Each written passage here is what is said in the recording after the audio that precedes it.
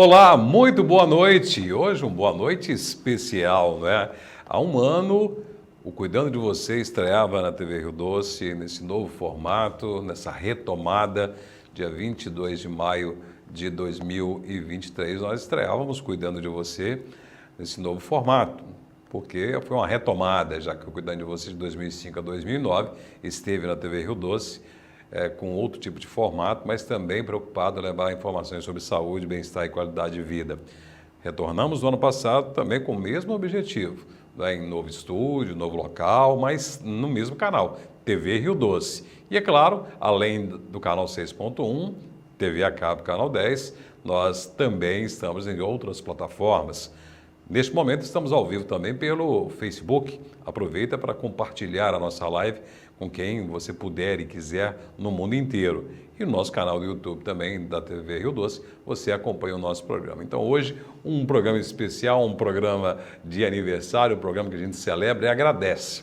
Agradeço primeiramente a você, telespectador, que sempre está acompanhando. Encontramos com muitas pessoas que dizem que acompanham, pedem para a gente trazer aqui profissionais e falar sobre determinados temas. Você que nos manda mensagens no direct do Instagram, pelo Facebook, pelo WhatsApp, muito obrigado. Agradecemos aos nossos apoiadores, aquelas instituições que apostam no programa, que apoiam o programa, e agradecemos os profissionais da área da saúde, que sempre que a gente convida, dizem sim. E um agradecimento especial a toda a nossa equipe que é da TV Rio Doce, né, que fica aqui no horário do programa, Marcelo Miguel aqui no estúdio, ao Abraão, que fica lá no Master, juntamente com o Rogério, e os demais membros da equipe que sempre estão aqui conosco, nos dando esse apoio. Então, a TV Rio Doce tem esse prazer de comemorar, de celebrar um ano de Cuidando de Você. Que venham muitos mais anos, muito mais tempo, muito mais oportunidade de levar informações como ferramenta para você cuidar da sua saúde, bem-estar e qualidade de vida. No programa de hoje, no programa de aniversário, nós vamos trazer um tema aqui muito pedido nas redes sociais e no nosso WhatsApp: neuropatia. Quem pediu certamente sabe o que é. De repente você enfrenta essa situação, mas a população talvez como um todo não saiba, uma boa parte não sabe o que é a neuropatia. Por isso, nós convidamos um profissional, um especialista, um neurologista. Dr. Yannis Brum está aqui conosco hoje, disse sim à nossa convocação. Dr. Yannis, muito obrigado por estar conosco no programa Cuidando de Você, nesse dia que completamos um ano. Boa noite, Márcio. Eu que agradeço o convite, é um prazer enorme estar aqui participando do programa e ajudando a levar informação, né, às pessoas de casa para que tenham um bom entendimento, uma boa compreensão do que é a neuropatia e os cuidados que as pessoas com neuropatia precisam ter. Pois é, para o nosso público já começar a entender, como disse, algumas pessoas sabem que a neuropatia, de repente está enfrentando, alguém da família está enfrentando, então já tem um conhecimento da doença, mas a boa parte da população talvez não sabe. A primeira pergunta é: a neuropatia é comum, ela é bem prevalente ou é uma questão mais rara, de menos casos? Então, Márcio, as neuropatias periféricas, elas têm uma prevalência aí de 3 a 4% da população, que é bastante coisa no universo de população, é bem prevalente, bem comum você ter pessoas que têm neuropatias. Existem diversas causas, obviamente, tem alguns que são bastante comuns, como, por exemplo, a síndrome do túnel do carpo, que 5% da população tem. Não é incomum as pessoas acordarem à noite, né, sentindo uma dormência na mão, principalmente nos dois, três primeiros dedos, e isso é algo extremamente comum, atendo 4, 5 pacientes por dia com túnel do carpo, síndrome do túnel do carpo. As neuropatias diabéticas, no paciente com diabético, Márcio, 50% das pessoas que têm diabetes vão apresentar neuropatias. Então, são pessoas que podem começar apresentando uma queixa de dor, de queimação nas pernas, de sensação de agulhamento, formigamento e, eventualmente, casos graves até a ponto da pessoa perder a sensibilidade nas pernas, se machucar, pisar num prego e não sentir, que elas podem perder a sensibilidade e isso aumenta o risco de pé diabético. E isso está associado com a amputação, que é o grande medo, o grande temor que um paciente com diabetes tem. Pois é, consequências sérias, graves, e a gente vai falar mais sobre. A gente pode definir o que é neuropatia? Como podemos definir esse termo e essa doença? A neuropatia, ela é a doença do nervo periférico. Quando a gente fala do nervo periférico, nós estamos falando do nervo que sai da coluna e vem em direção aos nossos braços, nossas pernas, o nosso tórax, o abdômen também. E aí a gente tem que pensar que o nervo ele tem algumas funções. São 3 funções extremamente importantes. Uma, a função motora, que vai para o nosso músculo, é o que faz a gente ter força, é o que dá atroficidade ao nosso músculo. Pessoas que têm neuropatias, ela pode acabar evoluindo com atrofia muscular. A pessoa fala que o músculo está secando. Por quê? Porque você está perdendo o nervo motor que vai em direção ao músculo. Outra função importante é a função da sensibilidade. E quando a gente fala de sensibilidade, nós estamos falando de sensibilidade dolorosa, sensibilidade vibratória, sensibilidade térmica, de você pegar uma coisa e sentir se ela está quente ou não. Tem pessoas que às vezes, com neuropatia, eles perdem essa sensibilidade a ponto de pegar na panela, queimar a mão sem perceber que está queimando a mão. Tem pessoas, por exemplo, a dor, ninguém gosta de viver com dor. Obviamente que dor incomoda qualquer um, é um motivo aí importante de consulta médica, são pessoas que sofrem com dor. Porém, viver sem dor também não é bom. Porque as pessoas que têm neuropatia grave, que perdem sensibilidade nas pernas, são pessoas que às vezes pisam num prego e não sentem, são pessoas que às vezes esbarram em um objeto cortante, corta o membro e não sente. Então, são sensações que elas são importantes para a nossa vida e vitais para a nossa homeostase. Por isso que as pessoas que têm neuropatia, elas podem apresentar esse comprometimento, tanto da sua perda de sensibilidade também. E a terceira função importante do nervo periférico é a função autonômica. Função autonômica são aquelas que a gente não controla, mas que elas respondem por funções muito importantes do nosso organismo, como, por exemplo, você ter a elevação, o mecanismo de vasodilatação, isso gera aumento ou queda da pressão arterial. Isso é muito importante. Nós estávamos conversando há pouco, eu contei um caso de uma paciente que procurou essa semana, que ela, quando ela está levantando do sofá, ela sente que a vista está escurecendo. Ela percebe que ela começa a ficar tonta e tem a sensação que ela vai desmaiar. E por vezes ela fala que chega a cair. Isso é um quadro que nós chamamos de desautonomia. E a desautonomia ela pode estar presente num paciente com neuropatia periférica também.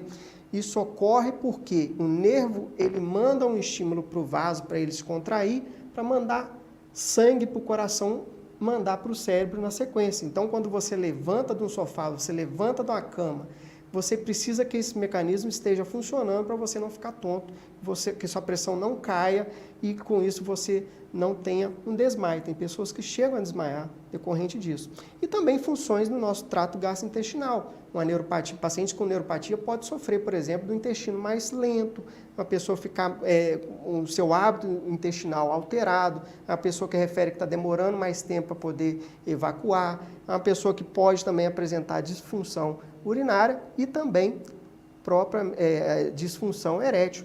Nós temos pacientes, Márcio, que nos procuram, até pacientes jovens, que nos procuram com queixa de impotência sexual, pessoas de 40, 45 anos de idade, com todo o seu vigor físico, que apresentam disfunção erétil porque tem uma neuropatia já grave, e aí a gente coloca o diabetes aí como principal causa nesse sentido, e isso também pode ser uma manifestação clínica de uma neuropatia. Você definiu a questão da diabetes como sendo um dos causadores principais da neuropatia, né? Mas outros fatores, existem sim, grupos de risco, por exemplo, é mais incidente em pessoas de mais idade, pessoas que fumam, pessoas que têm hábitos alimentares péssimos hábitos, pessoas sedentárias, ou é uma doença que pode atingir qualquer faixa de idade, qualquer tipo de pessoa? Ótimo. Existem sim grupos de risco. O principal deles é o diabetes, né? O diabetes representa, como eu falei, 50% a 60% de todos os pacientes que têm neuropatia. E, além do diabetes, os pacientes alcoólatras, a bebida alcoólica, ela é muito danosa ao nervo periférico. O paciente alcoólatra, além dele ter neuropatia pelo próprio álcool, normalmente é uma pessoa desnutrida e a desnutrição vai levar à deficiência de vitaminas que são importantes na manutenção das funções do nervo periférico, o que aumenta ainda mais a chance dele ter neuropatia. Além disso, pessoas acima de 55 anos, esse risco ele aumenta depois dos 70. Então, a idade, o envelhecimento, ele também aumenta a chance da pessoa desenvolver neuropatias. Quando eu falo esses fatores, eu estou me referindo principalmente às polineuropatias. O que são as polineuropatias? As polineuropatias, elas são doenças difusas do nervo. São doenças que normalmente elas tendem a ter um aspecto que nós chamamos de comprimento dependente, ou seja, os nervos maiores normalmente são os primeiros que são lesados, por isso que os sintomas normalmente começam nas pernas, as pessoas começam a ter então essas sensações dolorosas, queimação, formigamento nas pernas, posteriormente então começa a ter essas sensações nos braços. Isso é uma polineuropatia, ela é uma doença difusa, ela é uma doença que ela é simétrica, chama atenção o fato das duas pernas estarem envolvidas de maneira bem uniforme e as duas mãos. Além disso, você tem causas também infecciosas, a gente destaca principalmente no nosso país a hanseníase, é uma causa importante de neuropatia periférica. Infelizmente, ainda a gente continua vendo muitos pacientes com hanseníase no nosso país. Você tem também, por infecção, o próprio vírus do HIV, o HTLV, que normalmente lesa mais a medula espinhal, mas ele também pode lesar o nervo periférico, a raiz do nervo periférico. Alguns vírus são bem raros, né? A gente viu muito, quando a gente teve a epidemia do Zika vírus, por exemplo, a gente viu muito caso de síndrome de Guillain-Barré naquela época. Então, foi um momento importante quando a gente pegou muito pacientes, os hospitais estavam cheios de pacientes com síndrome de Guillain-Barré, que é uma neuropatia aguda, é uma polineuropatia muito aguda. É um indivíduo que está muito bem, com 2, 3 dias essa pessoa está totalmente paralisada, ela não consegue mexer as pernas, não consegue mexer os braços e em alguns casos não consegue nem respirar. São pacientes que muitas das vezes vão precisar de suporte ventilatório e intubação. Outro grupo importante são pacientes que fazem uso de determinados medicamentos. E aí a gente fala das neuropatias medicamentosas. Nesse grupo, a gente destaca principalmente as pessoas que estão em tratamento oncológico, já que alguns quimioterápicos, eles são causas importantes de neuropatias. Pessoas que têm HIV, não só pelo risco do vírus, mas também pelas drogas antirretrovirais. Alguns antirretrovirais, eles têm um potencial enorme de causar lesão de nervo. E até mesmo drogas mais comuns do dia a dia. Tem alguns antibióticos que podem causar neuropatia periférica, tem remédios de coração, por exemplo, a amiodarona, que é um antiarrítmico, que muita gente faz uso, ele também pode causar neuropatia periférica. Tem as neuropatias de causa metabólicas, a gente destaca, por exemplo, o hipotireoidismo, é algo muito comum também na população. A deficiência da vitamina B12, quando a gente fala em deficiência de vitamina B12, a gente sempre tem um olhar especial para as pessoas que já têm um histórico de ter realizado gastrectomia, ou seja, uma cirurgia de redução do estômago. Então, essas pessoas que fazem a redução do estômago, elas têm deficiência de vitamina B12 porque o estômago ele produz uma proteínazinha que ela se liga nessa vitamina. Quando você retira grande parte do seu estômago, você perde a produção dessa proteína, a vitamina não se liga e ela acaba sendo degradada no nosso intestino e ela não é absorvida. Então, as pessoas que fizeram gastrectomia, elas têm que fazer reposição, elas têm que fazer suplemento diário de vitamina B12, porque pode ficar deficiente e pode lesar o nervo periférico. Não é raro, Márcio, assim, eu já peguei, felizmente não são tantos, mas eu já peguei pacientes que já chegaram em cadeira de roda com deficiência de vitamina B12, que é algo assim, banal. E infelizmente, pelo menos de 2 casos que eu lembro que ficou com sequela, de pessoas que não recuperaram, casos graves por uma coisa simples de ser diagnosticado e fácil de tratamento. Já conhecemos a definição dessa doença, quanto e como ela é comum, como causa danos diversos e como tem causas diversas. E convidamos, está aqui presente conosco, o médico, especialista, neurologista e professor da Universidade Federal de Juiz de Fora, campus Governador Valadares, Dr. Yannis Brum. Doutor Yannis, falando agora sobre a questão do diagnóstico, né? Falávamos antes de começar o programa sobre a importância de um diagnóstico bem feito. E como seria esse diagnóstico? Primeiro, eu gostaria de saber quando que a pessoa deve procurar um profissional, um especialista, para buscar um diagnóstico ou descartar um diagnóstico de neuropatia. Olha, Márcio, qualquer pessoa que apresenta um sintoma de neuropatia, dentro desses sintomas que nós falamos, né? Está tendo uma dor em queimação, uma dor em fisgada, uma dor com sensação de agulhamento, ou o paciente que está apresentando fraqueza muscular, eles têm que passar por uma avaliação. Por quê? Eventualmente, você tem causas de neuropatias que elas podem até progredir a ponto da pessoa ir tendo dificuldade para andar, começar a dar um apoio, às vezes até para cadeira de rodas. Mas, felizmente, elas não são as mais comuns. Ainda assim, tem muitas causas que elas são banais e são de fácil tratamento, cuja a intervenção precoce vai trazer resultados muito bons. O outro motivo para poder procurar precoce é porque quando a gente fala de dor neuropática, a gente está com um perfil de paciente que somente 20% deles vão ficar livres de dor. Então, de todos os pacientes que apresentam dor causada por lesão do nervo, só 20% a gente consegue tratar a ponto de você ficar livre de dor. No restante do grupo, a gente só consegue reduzir a dor em 50%. E isso é aqui no Brasil, nos Estados Unidos, na Europa, no mundo todo, estatisticamente, quando a gente fala de dor neuropática, o prognóstico não é bom. Então, começou os primeiros sintomas, já acho de fundamental importância passar por uma avaliação, fazer os exames de rastreio que a gente solicita e, se identificou a causa, já intervir precocemente para evitar que a pessoa venha a ter uma neuropatia mais severa, até mesmo mais grave. Dito isso, os exames que a gente faz, muitas das vezes o exame ele é basicamente um exame clínico. Por que eu digo isso? O exame clínico ele vai ajudar a gente a estratificar o tipo de fibra do nervo que está sendo lesado. Existem diversos tipos de fibras dentro do nervo que cada um tem funções distintas, aquelas funções que nós falamos, funções motoras, funções de sensibilidade e funções autonômicas. Pela avaliação clínica, a gente consegue já saber se a neuropatia predominando as fibras finas que a gente fala, né? Que são as neuropatias que causam muita dor, são neuropatias que causam muita desautonomia, por exemplo, de umas fibras grossas. Nos pacientes que têm manifestações clínicas de fibras grossas, esses pacientes, obrigatoriamente, eles têm que passar pela eletroneuromiografia. A eletroneuromiografia é um exame... algumas pessoas têm um certo receio, porque a gente faz estímulozinhos com choque, tem umas agulhinhas no músculo, mas, de uma certa forma, os pacientes toleram muito bem, não é difícil a gente fazer.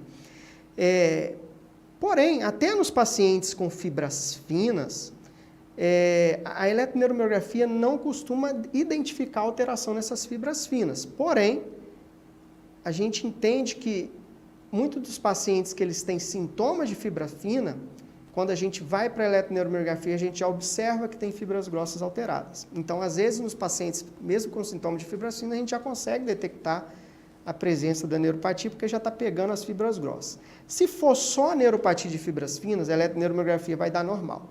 Aí eu digo uma coisa importante, tem pacientes que às vezes que a gente pega com um exame muito bom, porém, quando a gente vai olhar o exame dele de 1 ano atrás, a gente observa que teve uma queda, por exemplo, de 50%. Ainda está normal? Tá.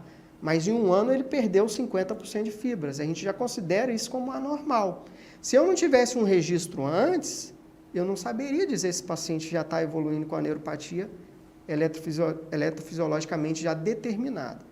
Então, além da avaliação precoce, a eletroneuromiografia ela é de fundamental importância nesse sentido.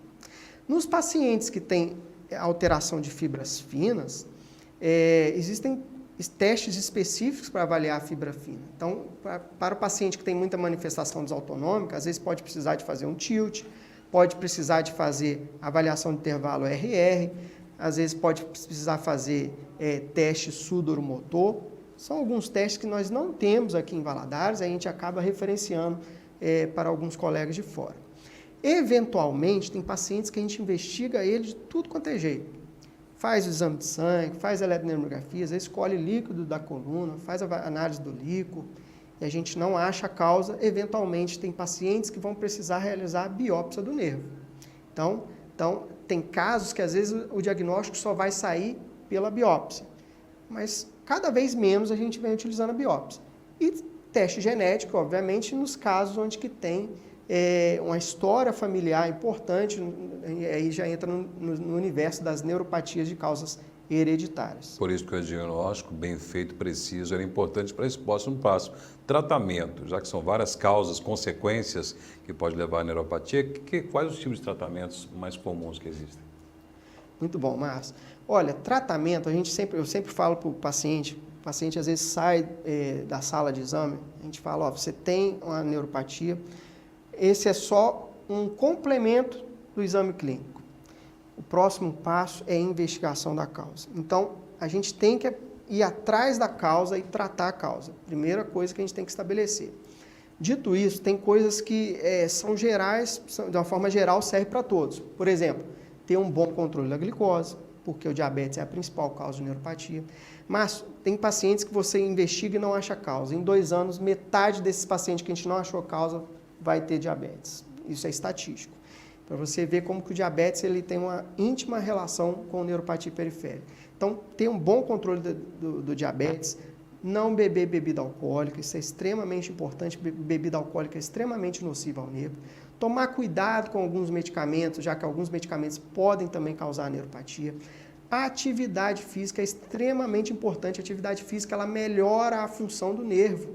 A atividade física ela melhora a resistência insulínica, ajuda a tratar o diabetes. Aí tem muitos pacientes, mas eu sinto muita dor.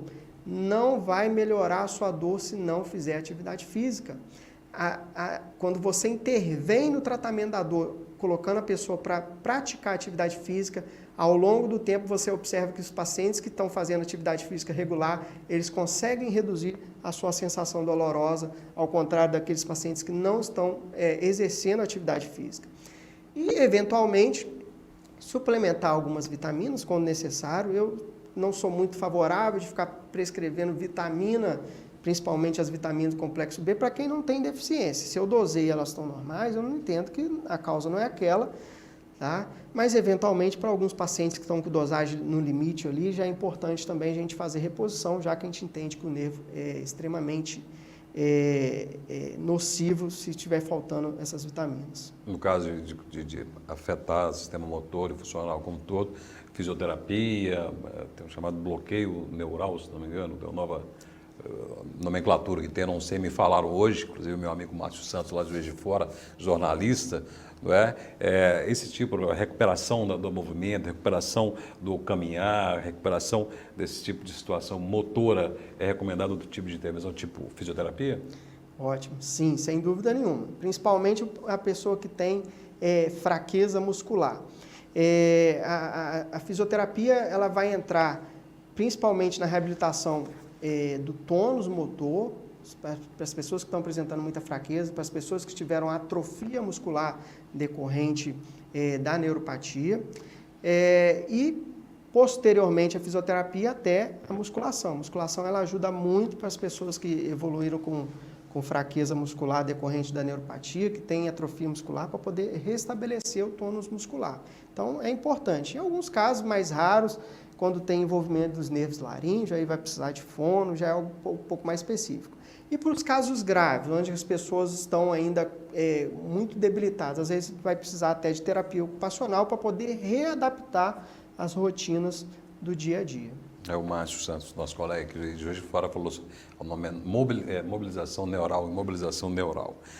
Doutor Yannis, nosso tempo acabou, mas gostaria de deixar aqui um convite que retorne ao nosso programa. O doutor Yannis tem um trabalho muito interessante em termos, inclusive, da eletroneuromiografia, né, e outros comportamentos e práticas de diagnóstico de problemas neurológicos, principalmente nesse tema, neuropatia. Né, eu gostaria que retornasse ao nosso programa aqui para nos dar mais aulas sobre esse assunto, esse campo da neurologia. Parabéns mais uma vez por esse trabalho e por esclarecer sobre neuropatia, que certamente muitas pessoas obtiveram muitos conhecimentos e informações importantes aqui. Muito obrigado. Eu que agradeço o convite e estou à disposição. Quem quiser acompanhar nosso trabalho nas redes sociais também, pode procurar aí Dr. Yannis Brum. A gente vive fazendo alguns comentários, mostrando eventualmente como alguns pacientes chegam, o que a gente faz para poder identificar e tratar, melhorar os pacientes. Verdade, nas redes sociais dele, no Instagram, inclusive imagens de pessoas como chegam lá, vídeos, informações importantes. O doutor Ianzi também é preocupado em levar essas informações para todo mundo. E o Cuidando de Você já está à disposição no Facebook, pode assistir novamente a entrevista, pode assistir se você não acompanhou o programa todo e também no nosso YouTube. Muito obrigado pela sua presença, a gente começa agora a partir de amanhã, o segundo ano, né? A partir de agora, o segundo ano do nosso Cuidando de Você. Obrigado pela sua audiência, continue aqui na TV Rio Doce e até o próximo Cuidando de Você.